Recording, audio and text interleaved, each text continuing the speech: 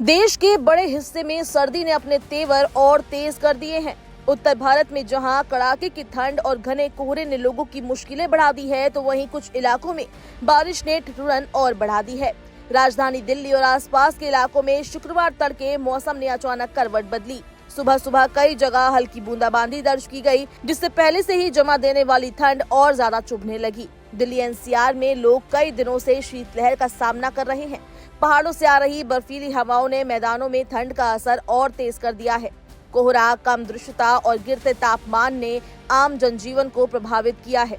सुबह और देर रात घर से निकलना लोगों के लिए बड़ी चुनौती बन गया है।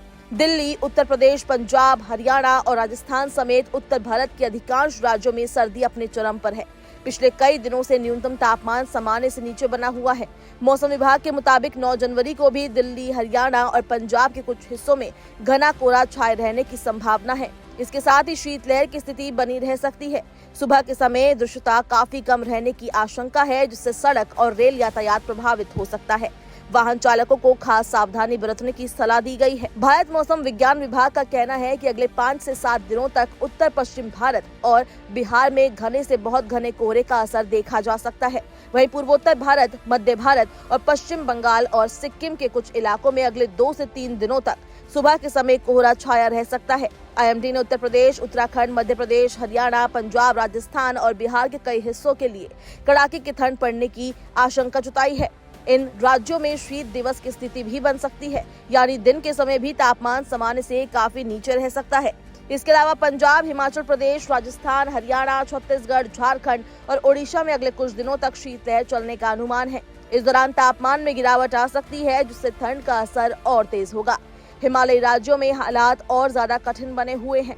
जम्मू कश्मीर, हिमाचल प्रदेश और उत्तराखंड में बर्फबारी और कड़ाके की ठंड ने जनजीवन प्रभावित कर दिया है। जम्मू कश्मीर में डल झील समेत कई जल स्रोत जम गए हैं। श्रीनगर सहित कई इलाकों में मौसम की सबसे ठंडी रातें दर्ज की गई है।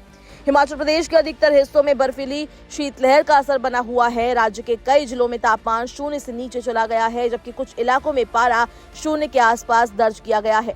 पहाड़ों में सड़कों पर जमी बर्फ के कारण आवाजाही भी प्रभावित हो रही है।